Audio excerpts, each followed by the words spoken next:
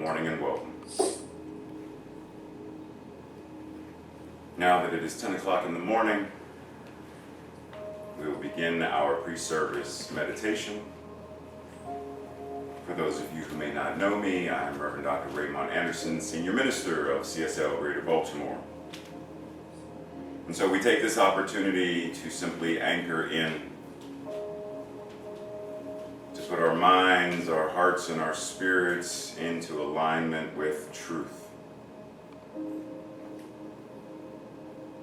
So we simply begin by breathing and becoming aware of the breath.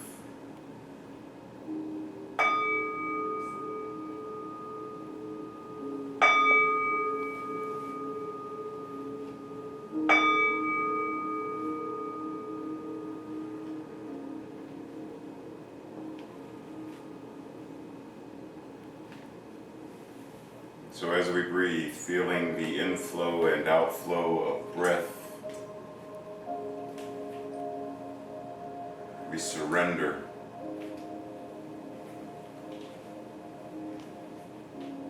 We surrender to any stress, letting it go. We surrender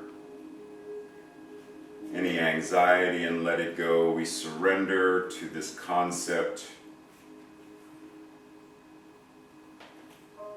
of being bound or captured, enslaved, tethered to. We surrender this concept and let it go.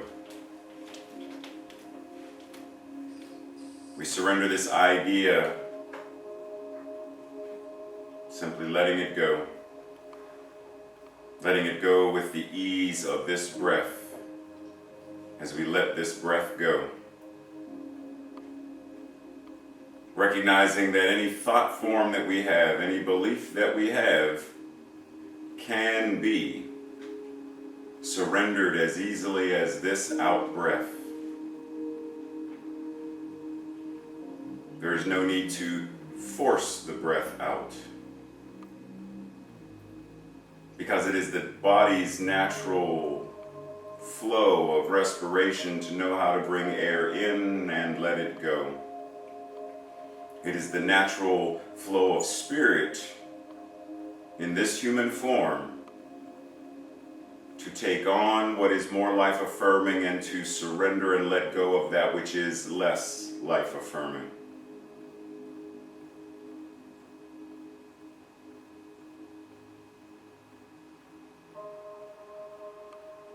So we simply breathe in this moment, becoming aware of our body temple. Where might we be holding stress? Where might we be clenching muscles? Where might we be tightening and holding? Recognizing that we do this exact same thing with our emotions. We hold a grudge. Jealousy is tightening the grip of.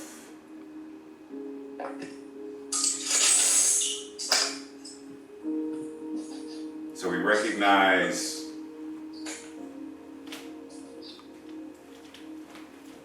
that our emotions are mirroring, that our body is mirroring, that they are mirroring what is going on in consciousness for us. And so we identify, where is this stress? Where is this tension? Where in my body temple am I holding, tightening, clenching? And in this moment, in this breath, consciously relax. Consciously surrender and allow the muscles of the body to ease into the flow of peace and grace and love.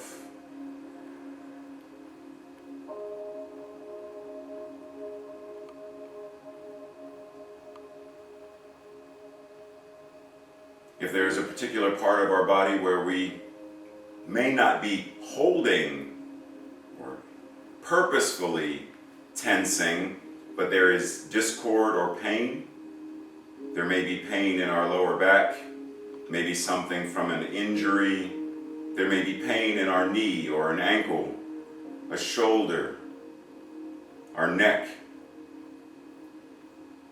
Pain that is not specifically from holding tension, but pain from possibly an injury. And so we simply become aware of this discord, this discomfort, this pain. And as we become attentive to it, aware of it, we are still able to bring peace, ease and grace, nurturing and love to each and every part of our bodies as well. So no matter why or where or how the pain is making itself known, the response is the same. We breathe. We surrender. We relax and ease into this awareness. We breathe truth. We recognize healing. We bring love. We engage in this revolutionary act of self-care.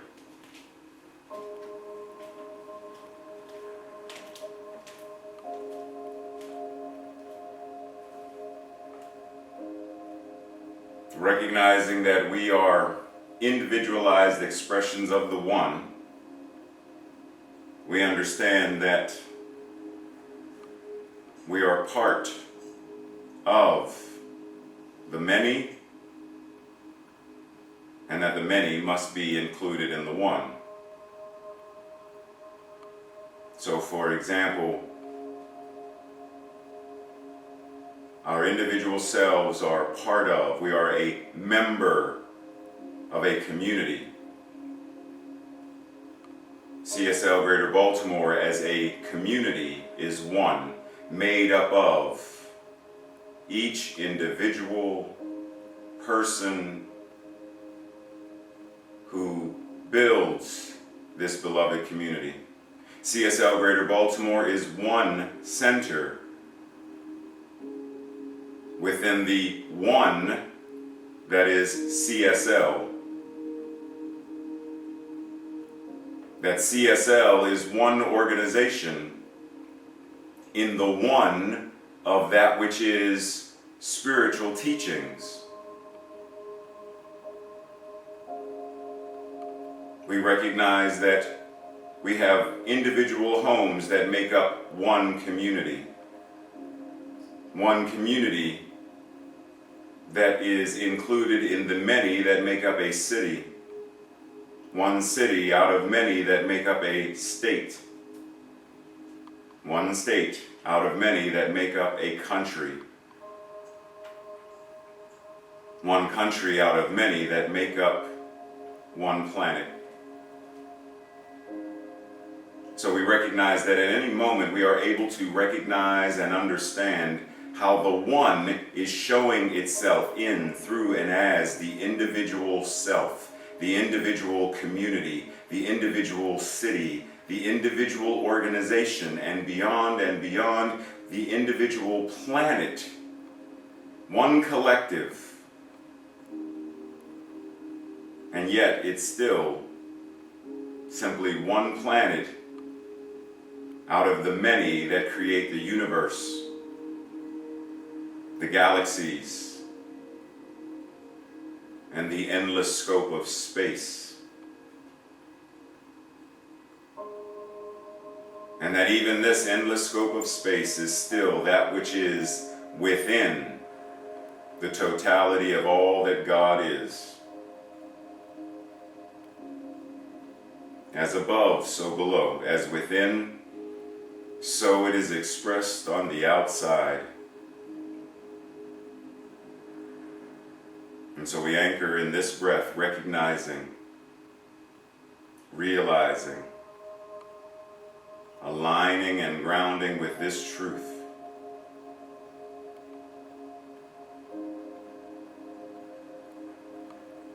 is no part of God that is too small or insignificant. Because the totality of God exists right here where each and every one of us is sitting or standing or lying down. And if the totality of what God is showing up in, through, and as us, then every aspect of God must be also showing up in fullness. All that we are is divine holiness in expression.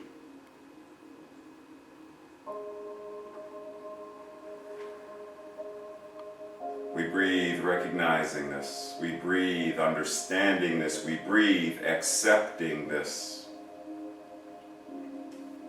Accepting our divine power, our spiritual magnificence,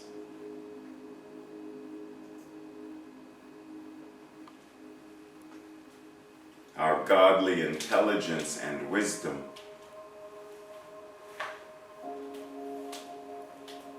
The power of compassion, nurturing, collaboration, synergy, creativity.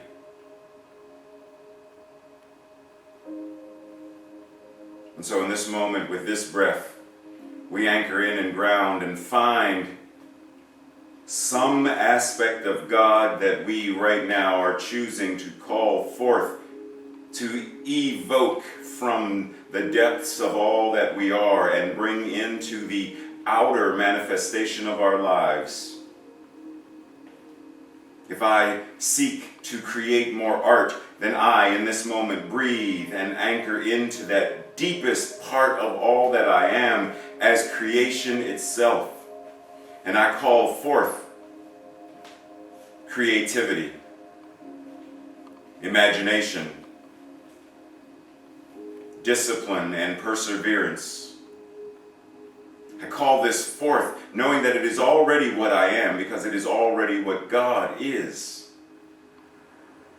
And so I call it forth so that I am acting, standing in, and moving in absolute alignment with this truth of my being.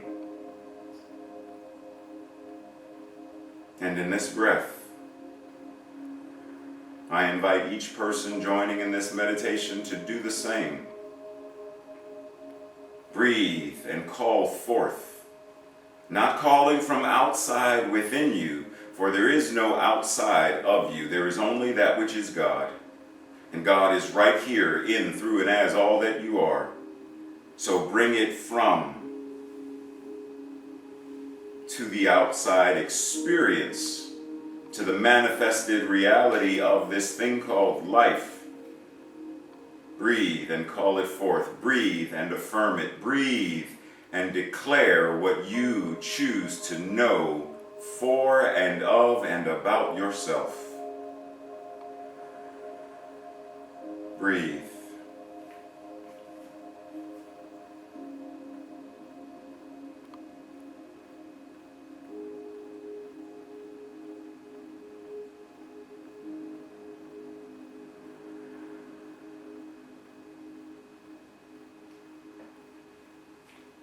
Breathe this truth once again, saying it aloud if you are able, saying it with conviction if you are able, saying it with determination if you are able, declaring it because you know it is the truth of your being as the divine expression of the One.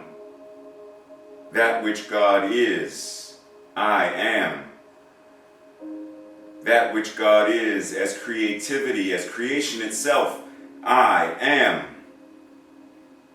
Breathe and know this for yourself. Breathe and declare once again, what are you choosing to embody, to embrace, to experience?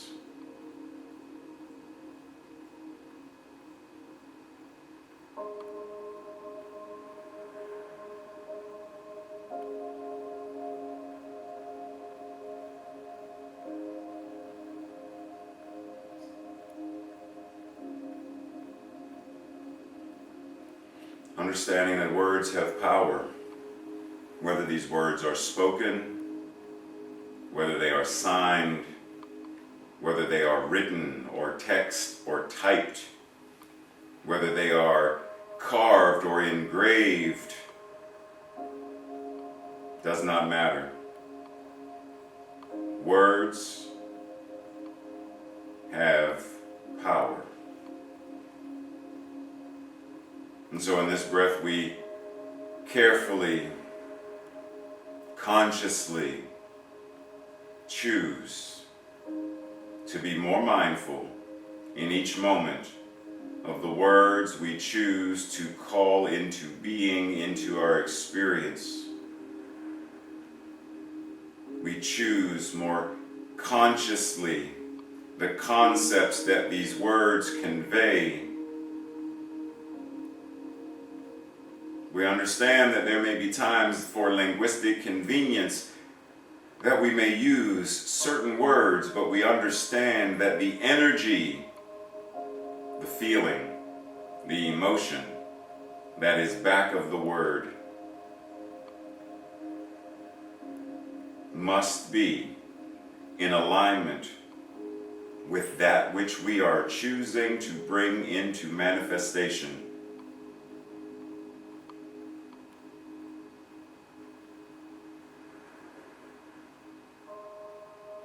So for linguistic convenience, I may refer to someone having negative thoughts.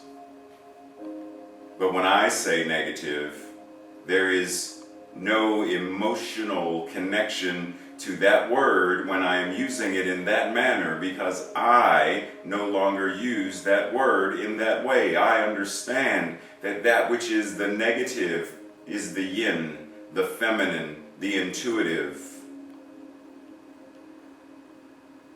And so when I refer to the negative in that connotation, now that which is energy is in back of and behind and below and supporting it, because I understand that that which is negative, that which is the energy of negativity, that is actually a useful and powerful attribute. And so I balance, when do I use the word and how do I use the word? When do I bring emotion into it, recognizing that as I think, as I speak with my heart into creation, so I am and so it is. And what is true for me is true for everyone joining in this meditation. So in this breath we allow our minds, our hearts, our spirits, our bodies, our consciousness to all come together and work in concert, collectively, to be more mindful, to walk more gently, to speak more compassionately and more powerfully,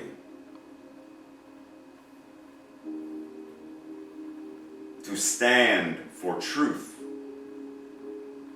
to walk in principle, to be guided by that which is the very life of God itself, living, moving, and breathing itself as each and every one of us.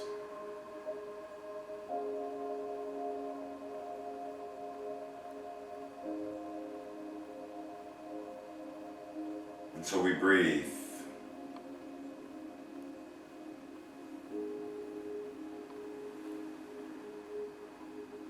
Breathe and allow.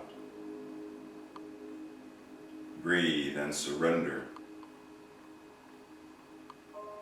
Breathe and be vulnerable.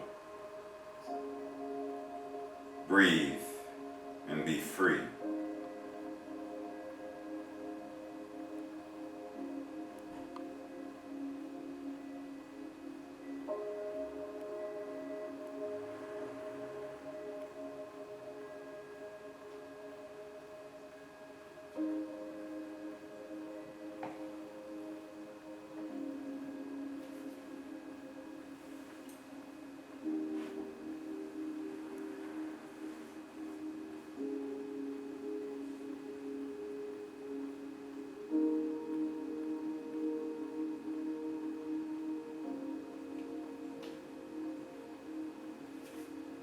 anchoring our minds and our spirits, anchoring our thoughts and our words, anchoring the very beingness of that which we are.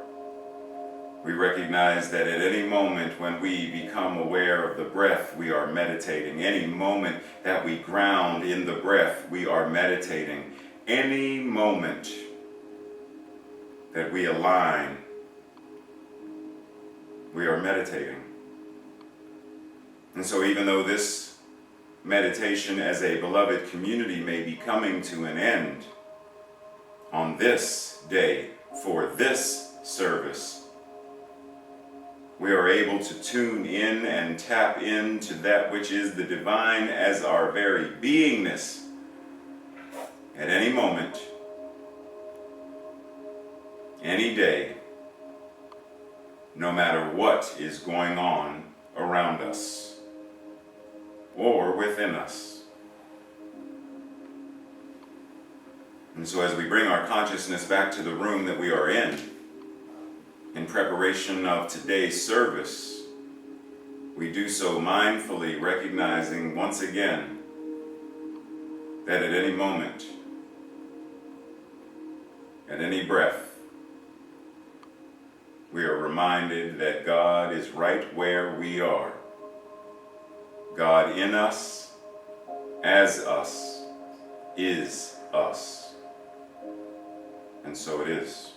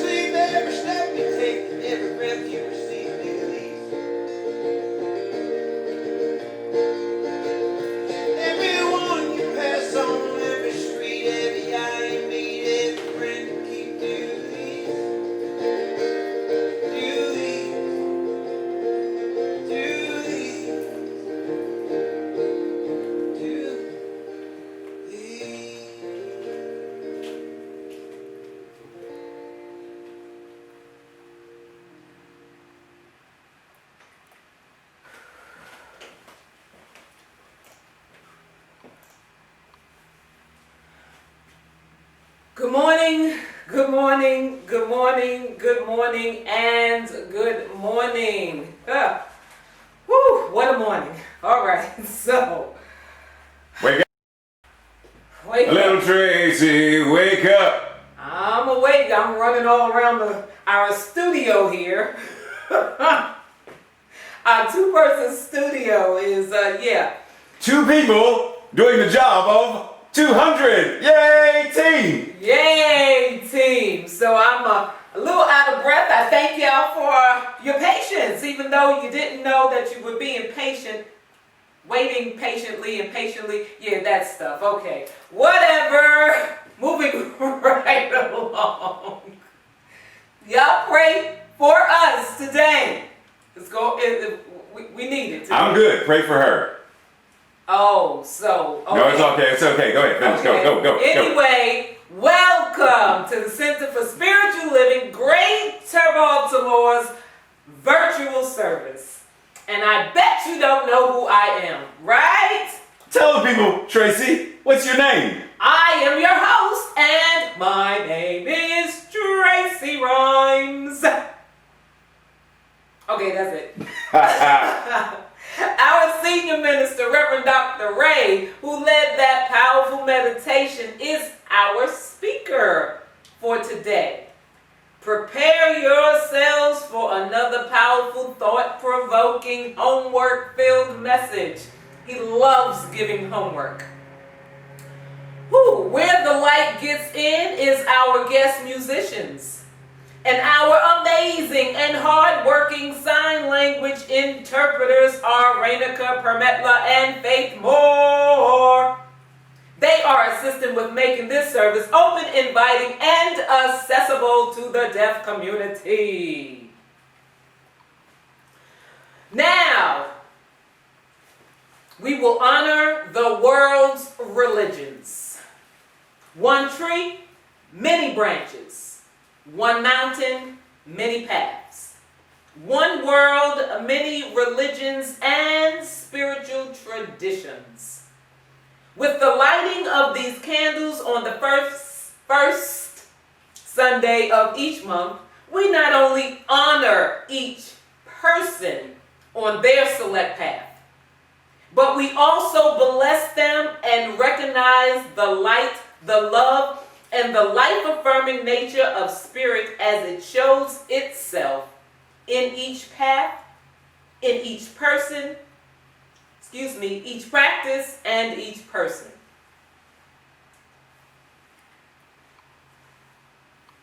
I'm sure y'all recognize that gorgeous face. Our very own Monica, aka Minister Mo. Grand Mo. Grand Mo. Did y'all hear me? Minister Mo, gorgeous face, Grand Mo, gorgeous face, is approaching the completion of her ministerial services within a vision worldwide. Woo! Yes, and the graduating class is doing a summer fundraiser and is raising funds for, United, I left it off of my notes. I'm sorry. It is United Freedom, Maryland Food Bank, and CSLGB. Now, for more information and to donate to their worthy organization, contact Minister Mo directly, or you can contact Reverend Dr. Ray and he will connect you with her. Very important note, act fast. This fundraiser ends this coming Friday, and we all want to support Grand Mo, Minister Mo, Monica. Woo! I can see her face, even though I can't see her face. I can see her face. She cracking up. Of course. All right, so let me get me together today. CSLGB's activism group will gather to discuss and act on practical applications of science of mind spirit to heal the dis-ease of systemic racism, Check that out. For more information, you contact Lisa Rawlings at LRAWLINGS@gmail.com. And a quick note. Note. The premise is not whether or not racism is a thing. Lisa's setting this up from the foundation that we recognize that it is a condition. We are not talking about white fragility, or we're not talking about any of that. We're talking about how do we apply this spiritual teaching, new thought, science of mind and spirit, to shift consciousness as a spiritually active group. So just so you know, it's not a debate about if racism is a thing. That's really important to know. Moving on. Moving on. So y'all got that?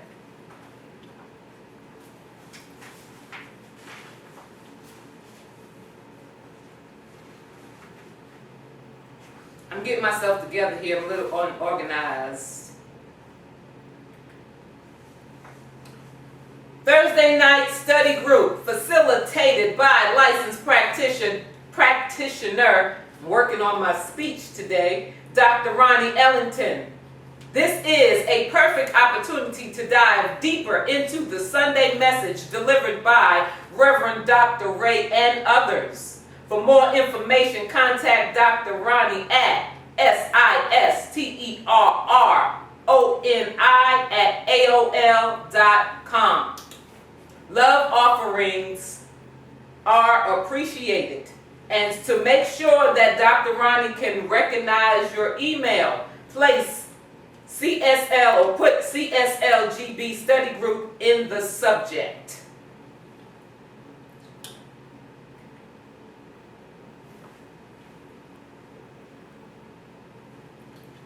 Are you interested in joining a CSLGB book club?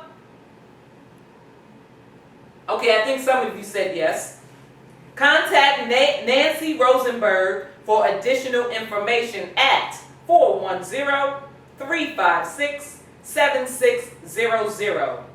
The first book will be Sacred Contracts. Today, after service at 1 p.m. Eastern Standard Time, Reverend Dr. Ray will be the guest minister at Riverside CSL.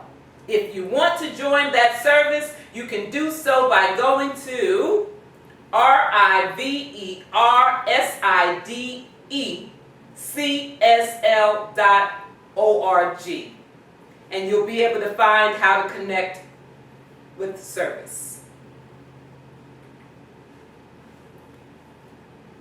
Membership is belonging, connection, and spiritual growth. Got that? Anytime is a good time to become a member or renew current membership. So, you want to know how you can do that? You can do that now virtually. Whoop, whoop. You can do it virtually.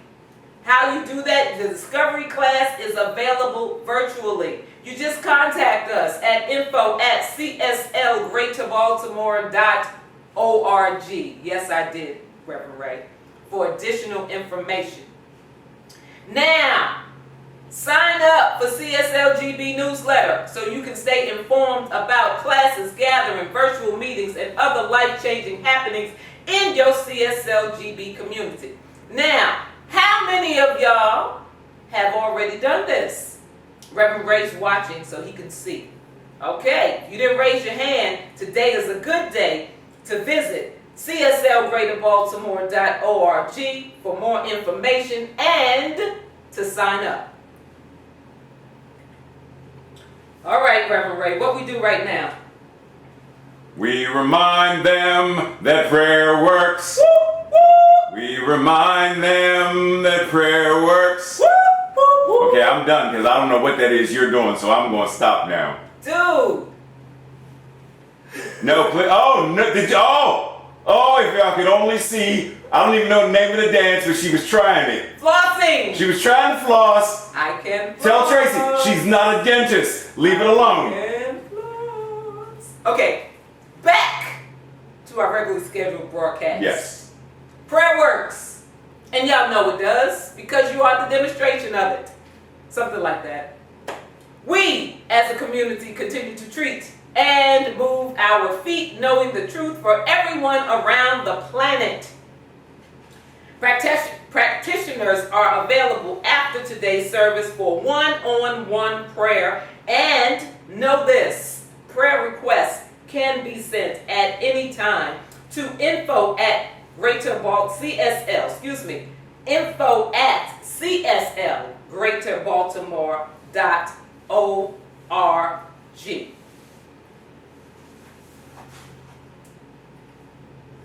Now, our musical guests today are Where the Light Gets In. And our guest musicians are no strangers to CSLGB.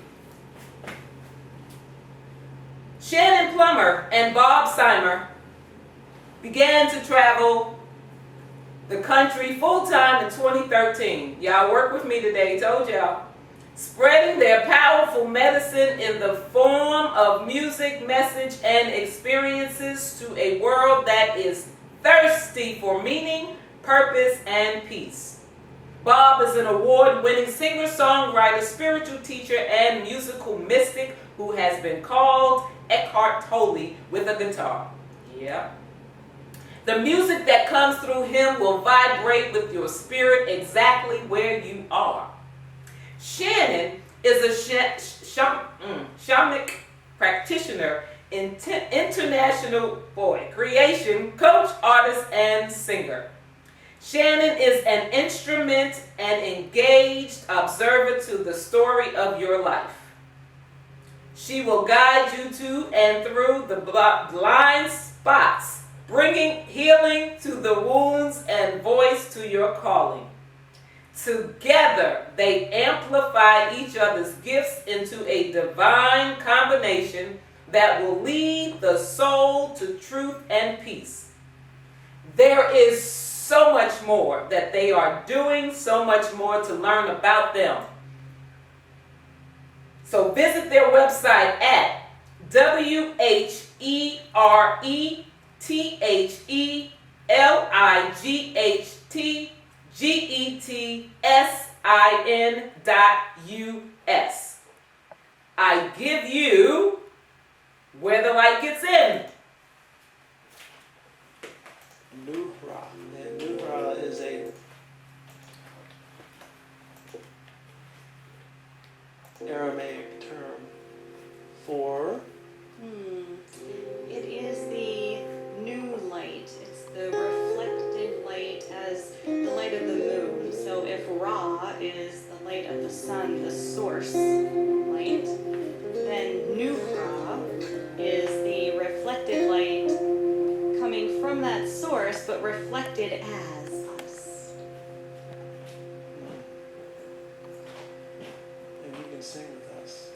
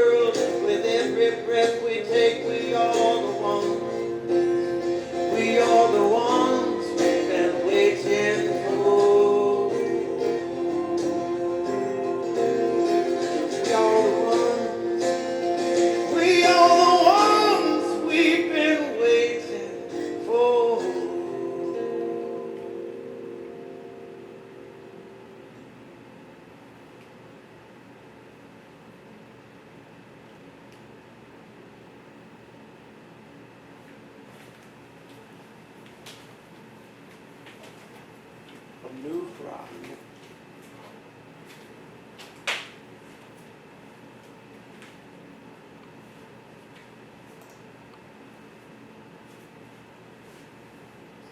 Thank you, thank you, thank you. So, for those joining us for the first time, prepare yourselves. It is that time of service. Rev Dr Ray Anderson, I'm going to tell you a little bit about him.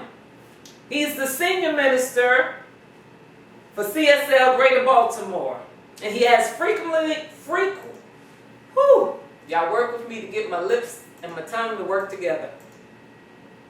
He has frequently been referred to as a Renaissance man. One look at his resume and the reason becomes clear. As a lifelong learner with a passion for self-development, personal transformation, transmutation, and self-awakening, he lives his bliss as a teacher, mentor, speaker, minister, and so much more. His mission is to live, move, and be an active, which is an acronym, member of society who serves to educate, elucidate, emancipate, awaken, and empower people and communities. Active stands for authentic, compassionate, transparent, inspired, vibrant, and empowered.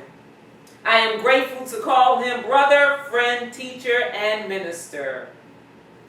I give you Reverend Dr. Ray.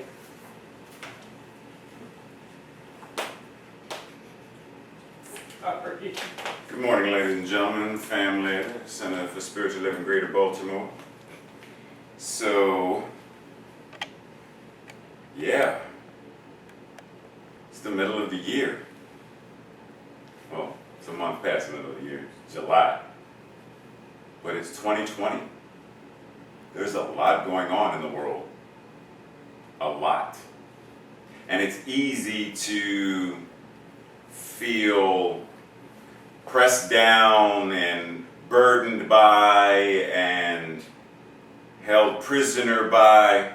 Like if you spend any time on social media, pretty much any of them, you quickly recognize the amount of people who have what my mother and father would refer to as cabin fever. Like you're in the house so much that you start to, can you hear the paint? I think the paint is calling us. It's singing. Like you eventually you're in the house so long that, yeah. So there's that. And then there's all the other stuff. There's the police badge wearing murderers of like, wow, there's so much.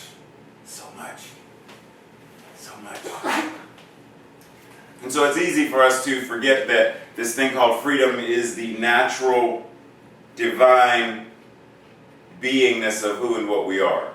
It's easy to forget that. So today we're going to serve as sort of a wake-up call, a reminder, a recharge to that which we know to be the truth of our being. If you're ready, that is. You may not care. You may not want to do this. Do you? Tracy asked questions. I'm asking questions too. Okay, fine. I'm going to go ahead whether you tell me to or not. Today's title, The Tao of Freedom. Now, if I were to ask if I could give you, I won't do it, but if I do, I might. I might. Quiz, what is the Tao? I might. So don't Google it, but think about it. The Tao, it's a Chinese word. In Japanese, it's Do. But the Tao of Freedom. Today we're talking about freedom is more than something to receive. God cannot be bound, enslaved, or imprisoned, which means the truth of us is also freedom as a divine right, a divine way of life.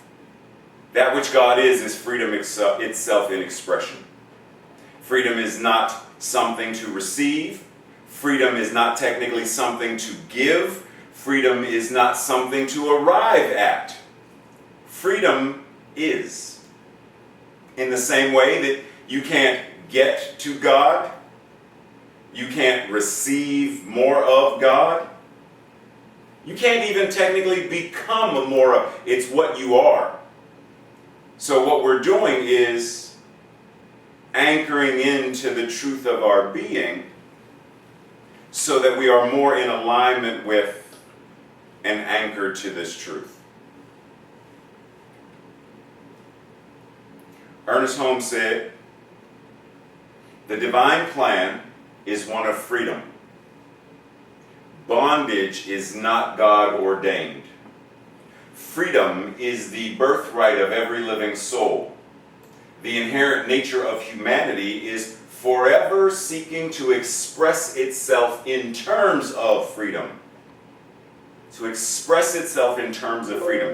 That means freedom is already there, it's already present. How do I express more of this? We do well to listen to this inner voice, for it tells of a life wonderful in its scope, of a love beyond our fondest and wildest dreams, of a freedom which the soul craves to live and express as its being. And we breathe. So here we are with the Tao of Freedom. And I'm going to actually ask you this time, for those of you who are able at this moment to type into the chat box, what is an English translation for the Tao? It's a 3-letter word. I'll give you that much of a hint. The Tao. What is it? Way. Yep, there you go. Ding, ding, ding. Way. Way. You got 2 ways. Okay, so we got 2 ways. So yes, the Tao is the way, meaning the path. But in the Tao Te Ching, or in Taoism, Tao is another word for the absolute. So this word can also be used to mean God, Spirit. Lao Tzu said, "The Tao that can be named is not the Tao." The God that you can name and concretize and define by a word, by a name, clearly is not God. Because what you are doing is limiting it to the scope of whatever these letters or this character is. So that which is the Tao, that which is God, is the all that is. The 10,000 names and more, meaning it's infinite and beyond any word that could ever describe or categorize it. So the way of freedom, God is the way. Living, moving, and having our beingness in, through, and as this thing called freedom is the challenge. Because how do I live free? How do I live freely when there may be things going on with me, things that I don't know what to do? Like, there's so much going on. So let's pause for a moment and simply ask, because it's going to be different for each of us. But if I were to ask, freedom is what? What is freedom? Right? Just pause for a second and think to yourself, what is freedom? Some of the ones I put on this list, and feel free to share, type some other additional ones. But freedom is financial security? Question, is it? Freedom is power, is it? And if it's power, then what does that mean? Even financial security, what does that mean? Freedom is health. Okay, so what does that mean? At what level of health is it now I am healthy enough to consider myself free? Freedom is safety. Safety to do or safety from what? Being safe. Safe from a storm, safe from being mugged, safe from being shot or choked out and killed by the police. What kind of safety are we talking about? Safety in numbers? I don't know. Freedom is living on my terms. Well, if I ask, what are those terms? Are you able to identify what that means? And if it's living on my terms, well, how do I know that you are walking in integrity enough to know that your terms also do not impinge on and deny someone else the right or freedom to live on their terms, right? We do have currently in the United States of America what we call rape culture, where many men feel like everyone, female and everyone in the world, is here to serve their whims. And so if they want to rape someone, then they should be able to. And there are many judges and folks in the legal system that actually support that. So whose terms? What does it mean to live on my terms? And then freedom is creative expression. To creatively express what? So now for you, share if you are willing and able, share what some of freedom for you is what? Living my own way. Living my own way, for those who may not have heard Tracy. Freedom is joyfully living my best life. Joyfully living my best life. Anything else? Okay, that's fine, she's waiting. So, anything that we come up with as the checklist of freedom is ...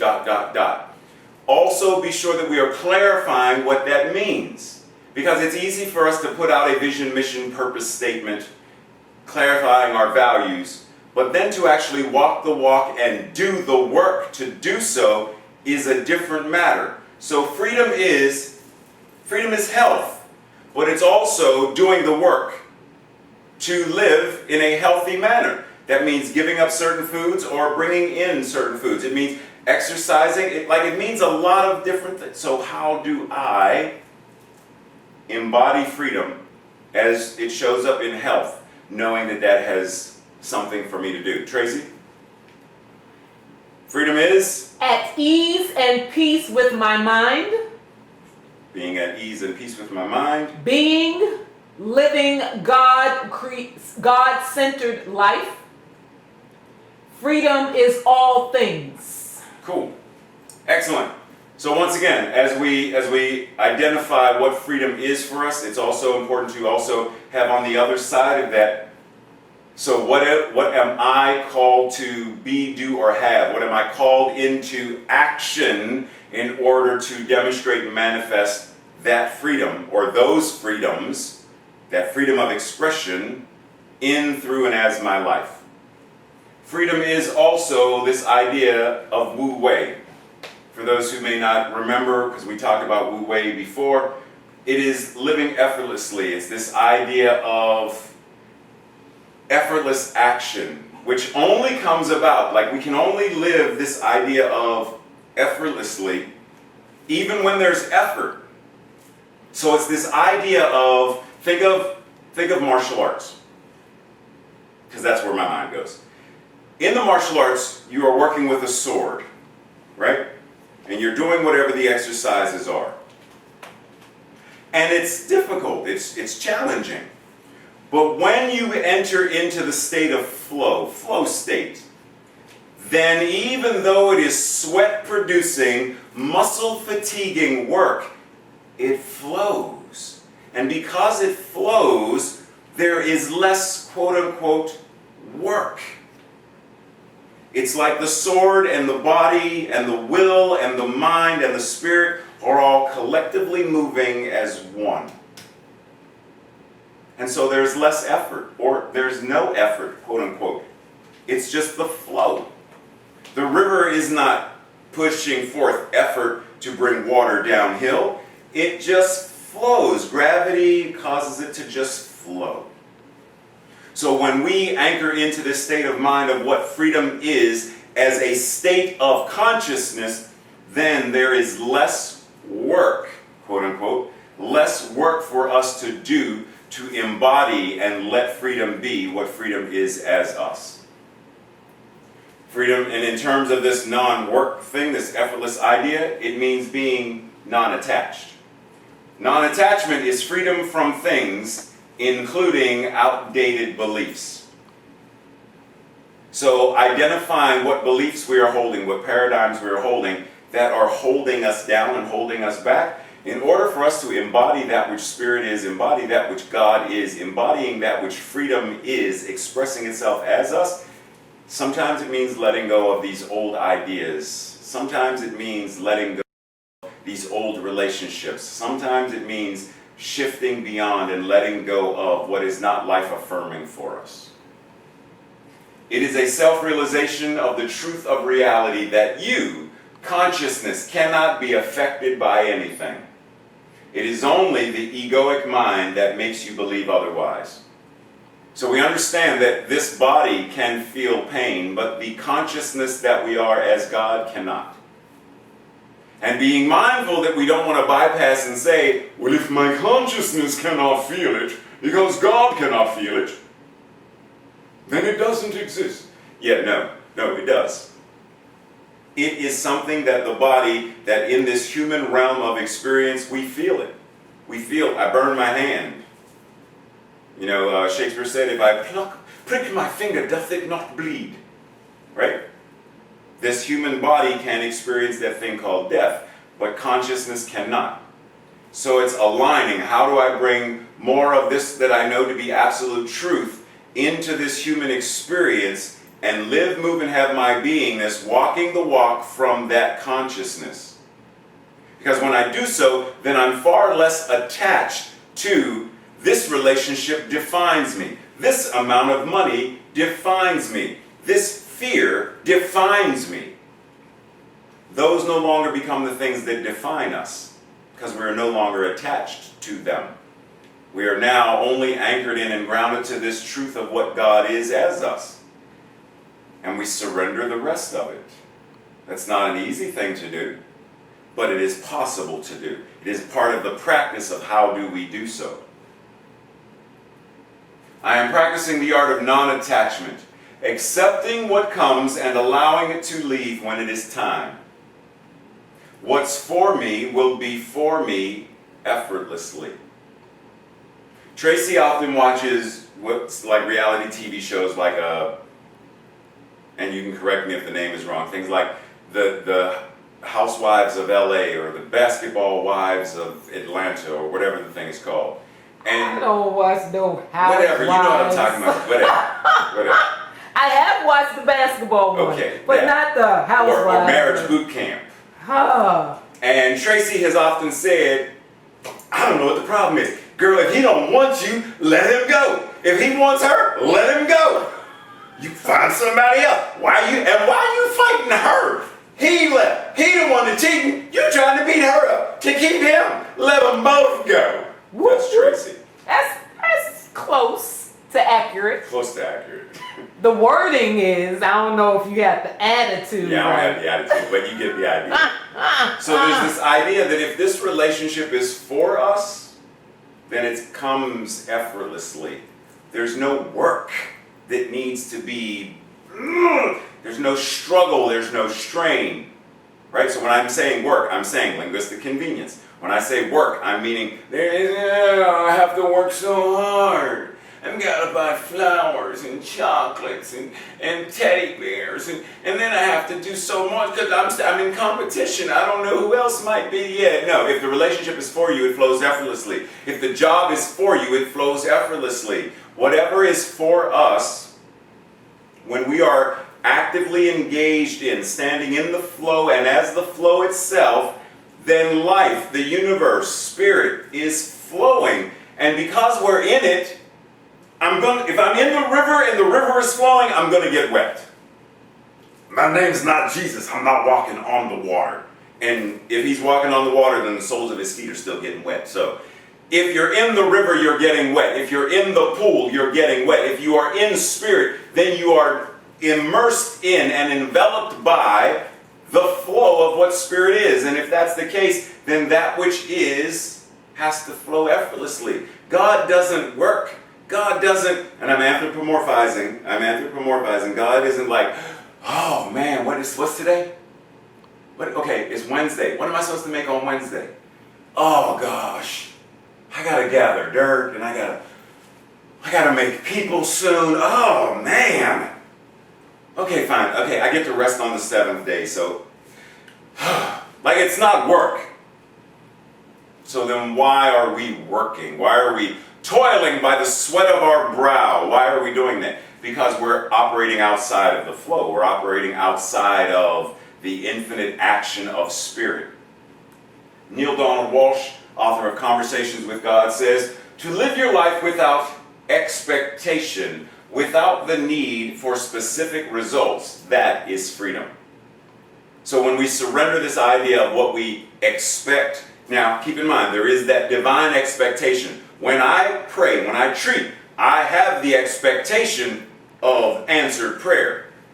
What he's referring to here is the egoic sense of expectation. Meaning, if I open the door being polite and let someone in, I expect you to say thank you. I know you did not. I know you didn't just not say thank you. What? Oh, Minister Mo, come on, put the gloves on. We go into action. They walked past me and didn't say thank you. Like there's a different level of expectation then. Right? So he's saying, without that kind of egoic expectation, without the egoic need for specific results, I need it to be that person that goes out on the date. It has to be that job, rather than I am open for the right and perfect person to date.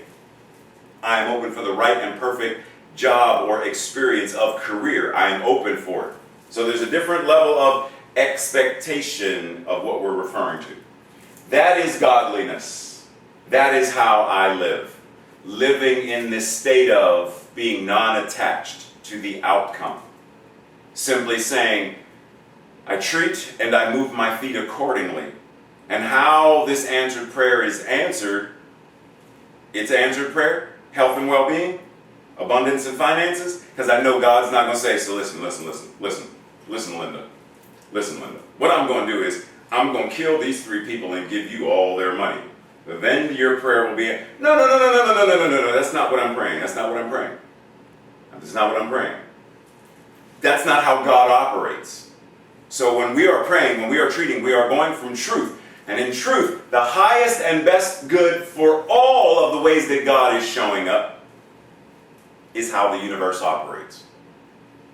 When we are not attached to, we are simply letting God be God in, through, and as all that is, that's godliness. That's how we are living in, through, and as this thing called freedom. And we breathe. Elizabeth Gilbert, author of Eat, Pray, Love, says, you need to learn how to select your thoughts just the same way you select your clothes each and every day. Well, Tracy doesn't select her clothes. Tracy just reaches in. Never mind. That might be saying something. I just thought about that. Never mind. Let's go back. You need to learn how to select your thoughts the same way you select your clothes every day. This is a power you can cultivate. We can choose our thoughts. We can choose higher, more vibratory thoughts of love, empowerment, etc. We can choose this. If you want to control things in your life, she says so bad, I say so good. Work on the mind. That's the only thing you should be trying to control. Training our mind. Disciplining our mind. Cultivating our mind. Because it's all consciousness. And so when I know that what I'm thinking is from this consciousness of freedom, and what I'm speaking, what I'm communicating is from this consciousness of freedom, and how I live, move, and have my beingness is from this consciousness of freedom, then everything in my life starts to exhibit this thing called freedom. And then because I know there's one mind, what's happening in my mind must be happening in and throughout the mind of God. And so the more freedom that I am embodying and emanating, then the more this freedom is now resonant and emanating throughout all of God, throughout all of creation. But if I'm not doing my work, then I'm also part of the problem. I'm also part of the issue. I'm also part of the very thing that we are working to shift. So the challenge is, the work to be done is, what is going on in my mind? What problems currently are part of your experience? If I ask you to list or identify what's going on in your life right now that you see as a problem, a relationship, the lack of money, the lack of a building for CSL Greater Baltimore, is that a problem? Because my question is, if it's a problem, what kind of, or what level of, what degree of problem is it? Here are some problems, 12 plus 7. Are these problems? Because they're problems. These are problems. 12 plus 7, 8 plus 6. But are these problems easy? Or are they hard? Are they difficult? What makes them so? What is the determining factor that says these are easy problems? Is it because we worked through them growing up and we have trained our mind to understand how to solve these problems easier? Is that what makes them easy? Because if we were 3 or 4, maybe 6, these problems may be very difficult and challenging. So is it the problem that's the problem? Is the question. Is the problem that's the question? I'm done. Here's the problem. No, we're not doing Mr. Rogers' Neighborhood today. So problems in life are more a matter of perspective than they are facts. And what I'm saying is, these are problems, and for some, because of their training, their experience, their background, their age, these problems are difficult. But then there are others who are like, oh yeah, 1 plus 4 is 5. Like, boom, and it's done. Like, they don't even have to. So 1, and 1, 2, 3, 4. 1, 2, 3, 4, 5. 1 plus 4 is 5. Like, there are some that's what they do, because that's where they are. So it's not the problem that's the problem. It's the perspective of how we are observing or seeing the problem. Here's another series of problems. Now the question is, are these easy or hard? Now, I don't know if Dr. Ronnie's on the call right now. Dr. Ronnie, because she's a master mathematician, she looks at this and she's like, boom. Ray and Tracy look at this and we're like, I don't know. Where do we begin? Dude, look at, wait a minute, what's the rule? What's the rule? You start with what's in the parentheses. Wait a minute. Are those parentheses? Oh. Right? So once again, the problem isn't the problem. The problem is the perspective of the person who is sitting in front of the problem. If I perceive this as difficult, then I am creating the consciousness of difficulty, and then the problem continues to be difficult. I do not seek out a mentor. I do not seek out a tutor. I do not call Dr. Ronnie and ask for help learning how to do this. I don't do any of that because it's hard, it's difficult, it's work. And so I compartmentalize it and let it be what it's going to be. If I don't see it, it ain't a problem no more. If I deny it, it's not a problem anymore. If I ignore it, it's not a problem anymore. But it's still there. It's in your consciousness. So the question isn't, is the problem difficult or hard? The question is, how am I approaching the problem? Am I approaching the problem as someone who doesn't understand, or am I approaching the problem as someone who is a master at solving such problems? If I ask any of you, do you know these 3 women?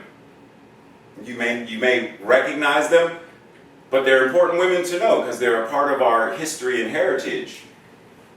Let me go back just so make sure you get their names. So Dorothy Vaughan, Katherine Johnson, and Mary... Jackson. Oh, I thought I spelled it wrong. And Mary Jackson. So you may not recognize them here. However, you may recognize them from here. These are the women who were at NASA, Hidden Figures, who helped to make history. The only reason that was possible was because they did not see the problem the way many others saw the problem.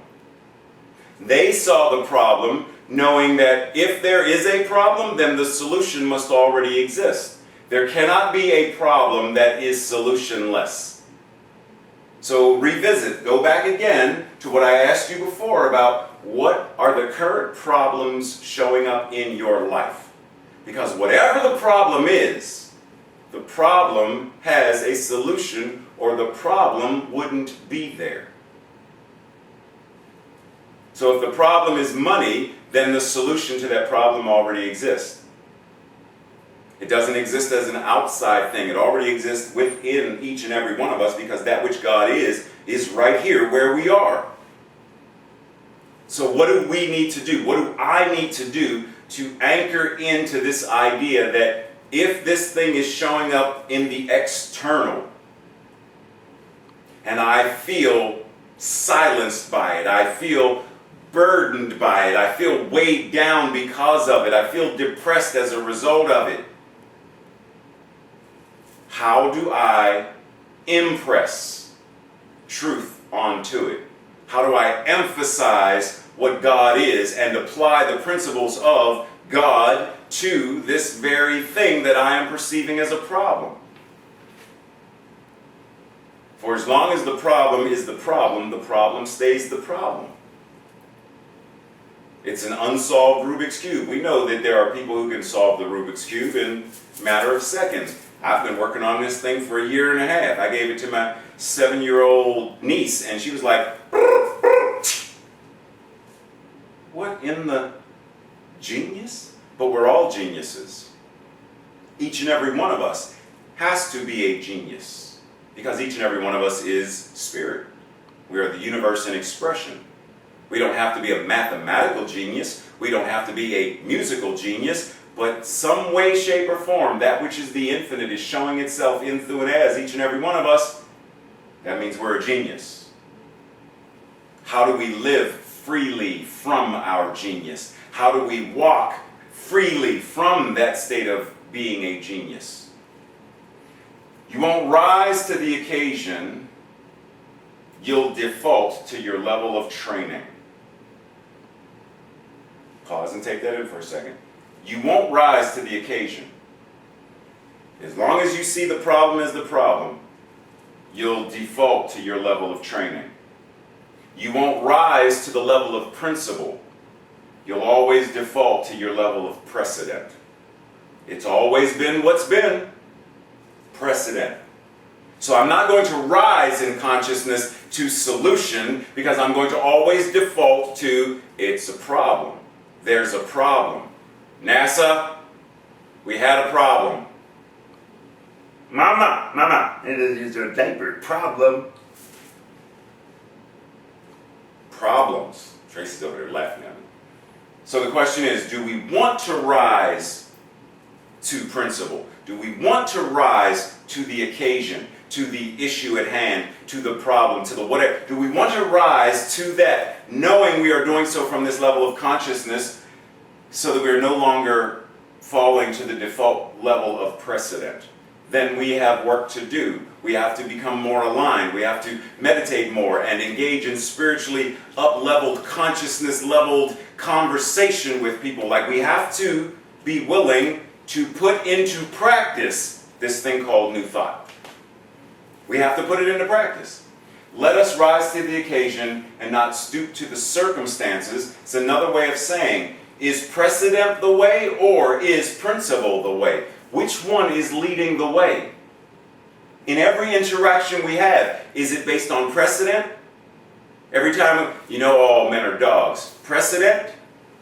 All women cheat. Precedent? Or principle?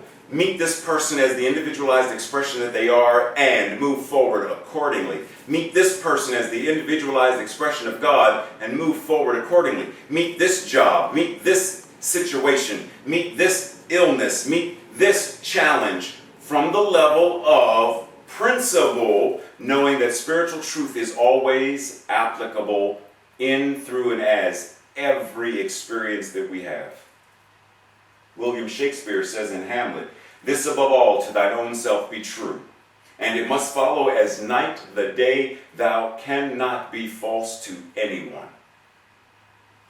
When you are true to your own self, and that actually could be capital S self, when you are true to your own individualized expression of God, it must follow by law, like night follows day, follows night, follows day, that you cannot then be bound by precedent or false to anyone.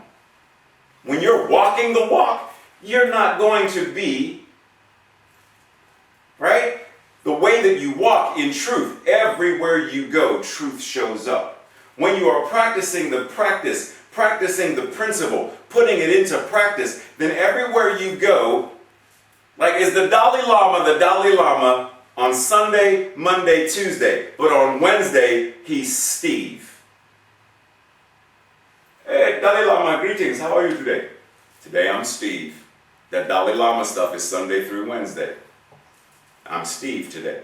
Or is the Dalai Lama every single day, every single moment, every single breath? Are we the direct expression, emanation, incarnation of the infinite I am? Or is that just today on Sunday when we're gathered in spiritual community? Is that just today when we are meditating and praying with one another? Is that just during meditation? Is that just during prayer? Or are we stepping up and embodying it more consciously and more consistently and more directly? So once again, the Tao, or the way of freedom, keeping in mind, it is the way of living freely. It is the way of living freely. It is the way of living freely, authentically, audaciously, unapologetically, affirmingly. It is all of this. This Tao of freedom is all of this in a manner that is celebratory of you. How do you live freely and celebrate you? How do you live authentically and celebrate you? How do you live audaciously and celebrate you? How do you live boldly and unapologetically and celebrate the divine being that you are? Celebrate you.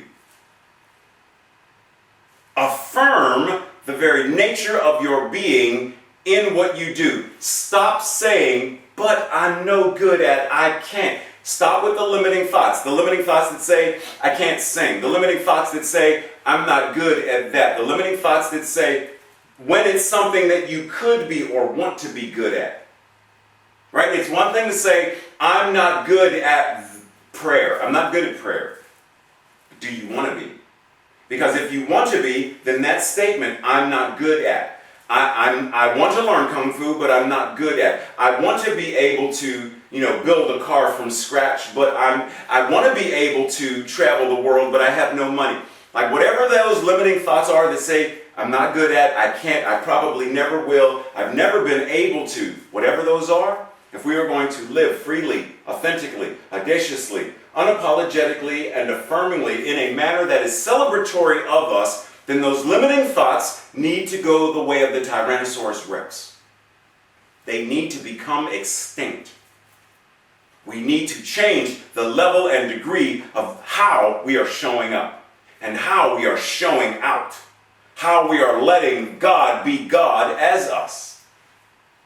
And the only way we do that is through practice. One of my nephews that I'm still in communication with, he saw a post that I shared on Facebook a couple of days ago about characteristics of toxic people. And he was going through the list and he said, Uncle Monty, I read through this list and a lot of these describe me. And I said, yeah, considering how we grew up, that's pretty accurate. But the thing is, because I used to be a very toxic person, but the thing is, after many years of therapy and counseling, after doing a lot of this work, Tracy's handing me a tissue in case y'all wondering. Doing a lot of this work, spiritual work, self-improvement, all of that stuff. Chakras, you gotta align your chakras and open them joints up, man. Doing all of this stuff, I'm no longer the toxic person that I once was. So the idea is if you want to move from where you are, it's like the old animated Christmas when Santa Claus comes to town. You put one foot in front of the other, and soon you'll be walking across the floor. You put one foot in front of the other, and then you'll be walking through the door. You put one thought in front of the other. You put one meditation in front of the other. You put one act of self-care in front of the other. You do one thing that is connected to spiritual principle after the other. And then the building, the structure, the car, the concert, the whatever it is, the life that is amazing must be built. Tracy's favorite part of the message and service, Homework. She's laughing. Because she don't ever do the homework, so it's her favorite part. Number one, journal, contemplate this idea. And once again, I'm not asking you to do all of these. It's whatever you feel resonates with you in the moment. But where in my life can I live more freely? Just look at where in my life can I live more freely, authentically, boldly, fearlessly, creatively. Where in my life, where freely means any of these and more, where in my life could I live more authentically? Where could I live more fearlessly? Where could I, in my life experience, where could I live more creatively? What in my life am I right now attached to? What am I attached to? And it could be something as simple as, you do know that the only coffee I drink is Maxwell House. Mm-hmm. The other Folgers. The best part of morning is what? Maxwell House, good to the last drop. It could be something as simple as that. I only shop this brand. Tracy signed TV. Could be TV. What is it that I'm currently attached to? Any specific narrative and how it causes me to show up. Am I attached to that? Any narratives, any habits, any addictions, including gossip and procrastination? Am I attached to any of these? What 3 things will I commit to doing? Creative action. What 3 things will I commit to doing this week to disengage from, detach myself from, in order to live more expansively, in other words, freely? What 3 things will I commit to doing this week to disengage and detach myself from them in order to live more expansively and freely? If it's TV, as Tracy said, am I willing this week to detach from TV, disengage from TV in order to step into being more expansive or free? If it's I only drink Maxwell House, am I willing to commit this week to drinking either no coffee at all or drinking a different brand of coffee, simply to put myself in a space of, this isn't what I usually drink, this is what I usually talk about, this isn't how I usually show up, this is so uncomfortable. Am I willing to put myself into that space in order to live more freely? This week's affirmation declaration is, we'll say it first, and then if you feel so called, say it with me.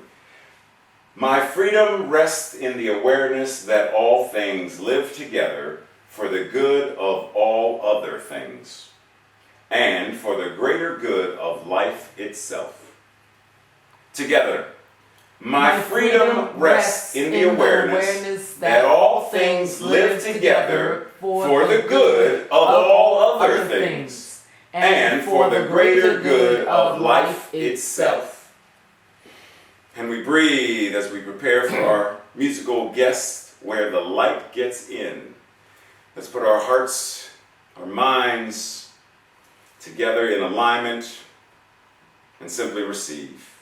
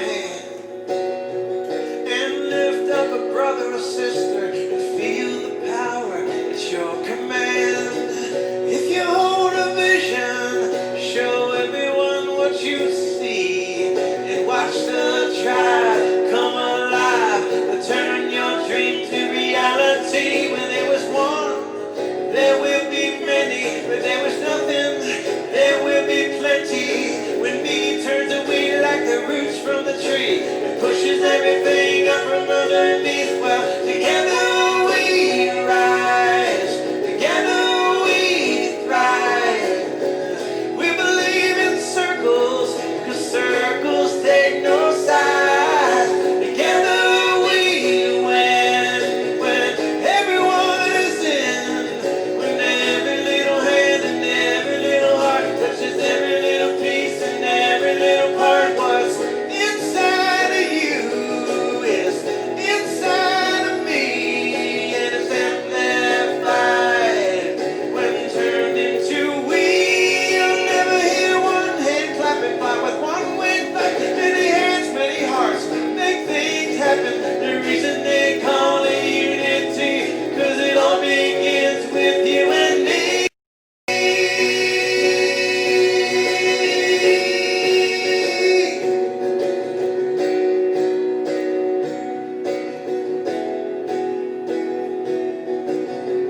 If you wanna go fast, then go alone.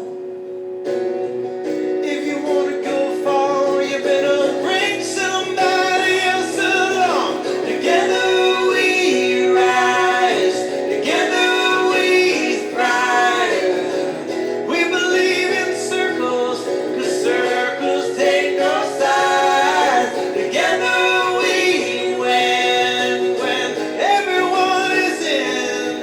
When every little hand and every little heart touches every little piece and every little part now.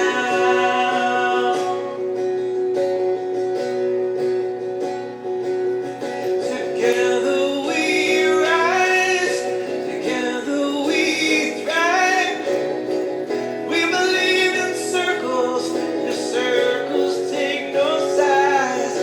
Together we rise, together we thrive. We believe in circles, the circles take no sides.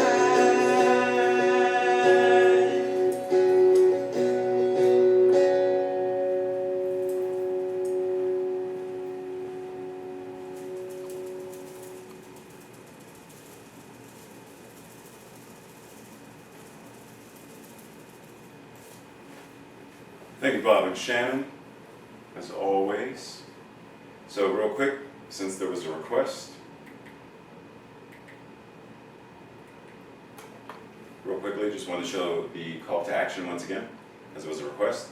And keep in mind, anytime, if anybody ever wants me to, or Tracy, to send you a copy of the slides or any particular slides or whatever, all you gotta do is send an email to either she or I, and we will make sure that you get it. Good? So it's that time in the service where we consciously give our tithes and offerings, which go to a great many things. But it's important to be mindful and recognize two things. One, there are several ways that you can give. PayPal, text messaging, postal mail. But it's also important to recognize, because it came up, that if there are certain places within CSL Greater Baltimore that you want your tithe offering donation to go to, such as the emergency care fund, the building fund, or etc., you can designate that in your, if it's PayPal, you can designate that in the note section. If it's a check, in the memo section. If it's the text messaging, I have no idea what section, if there is a section, but you can ask Sue about that. But just know that you can specifically designate if you want a specific portion of your tithe to go to a specific aspect of the center. Just know that you can also do that. And at any time, you can go to www.csl, Greater Baltimore. I'm not going with Tracy there. You can go to CSLGRE8, I'm not doing it, CSLGreaterBaltimore.org. That's it. /giving to get more information or to offer your offering. Now, a lot of y'all don't know this, but the CSL Greater Baltimore Practitioner Corps got together and said, as the spiritual leaders of this beloved community, that we collectively, in addition to our regular monthly tithing, so we tithe regularly monthly, but that we would also commit to $5,000 by the end of this year. So from July to December, the Practitioner Corps of CSL Greater Baltimore is also going to offer, as our offering, an extra $5,000 collectively as the Prac Corps to CSL Greater Baltimore. And why? Like, why is this important? Because once again, if we are demonstrating that we are a prosperous, abundant, affluent, powerful community, then this begins in consciousness. Tracy, move the camera, I feel like that. Then it begins in consciousness where those of us who are practitioners, the spiritual leaders of this organization, we must demonstrate this in consciousness first, and then that opens the invitation to the rest of the community to also likewise see and recognize this divine abundance, this divine love and power and magnificence as a collective community. So when next you see one of your practitioners at the center, high five, fist bump through the air, because we're still doing physical distancing. But yes, this is an amazingly powerful demonstration of what we know to be truth. Wait. So at this moment, let us anchor into our prosperity declaration. I joyfully, consciously, and gratefully participate in the law of circulation. I trust in the spiritual principle that says, as I sow into my beloved community, I demonstrate my awareness of standing not only in the flow, but as the flow itself. As I sow of myself, my time, my treasure, my talent, I demonstrate my support and engagement in my community's vision, mission, and purpose. I actively give as a demonstration of manifesting, of reaping the harvest of a world that works for all. We're at that time of the service where Tracy encourages you to make today an awesome day, and I second that amendment. Yes, Make it awesome. today an awesome, powerful day of revolutionary self-care. Love on yourself today. Love yourself up today. Show yourself how free, authentic, empowered, unapologetically, and boldly you can live today. And since we have no practitioner actively serving today, we're encouraging everyone that if you want prayer, simply send an email or text message or whatnot, and we will connect you with a practitioner to make sure that someone gets with you for one-on-one spiritual mind treatment. And so at this time of service, I will simply pray us out. And if you are available at 1 p.m., I encourage you to join us at Riverside CSL, where Reverend Jeffrey, senior minister there, he and I will be having a conversation. So it's not specifically me delivering the Sunday message, but the Sunday message there today is actually a conversation between he and I about freedom. So join in for that. I expect it to be an interesting one. Oh yes, those two together. Yep. Yeah. So let us anchor in breath, recognizing that this which God is all there is. And because it's all there is, it must be present exactly where we are. The very center of God, demonstrating, manifesting, showing up, experiencing itself in, through, and as each and every one of us where we are. And so knowing this, I speak what I know, that God in me, as me, is me. That which God is in all of its magnificence is showing up right here in this body, in this mind, in this heart, in these hands, in this life. And what is true for me must be true for everyone in this beloved community and everyone beyond, that which God is God always. That which love is love always. That which is power always. This infinite thing called life itself, which is God, is always infinite, eternal, powerful, magnificent, beautiful, joyful. And it is present right here and right now, in, through, and as me, in, through, and as everyone joining in this prayer, in, through, and as all that is. And knowing this, I surrender this with gratitude into the law, knowing the law receives, knowing the law acts, and knowing that in the mind of God, this prayer is already done. And because it's done, I surrender it and let it be. And together we say, And so it is. And so it is. And so what we're going to do is Frank and or Jim will open up the chat and stuff and open up the mute. So if anybody wants to do a quick shout out and say, hello, how's it going? What you doing? How are you? How am I? How's everything going, family? You have a couple of minutes to do so actively and engaged. And we love you, and we will see you next week. Be well. Be well. Namaste. Namaste.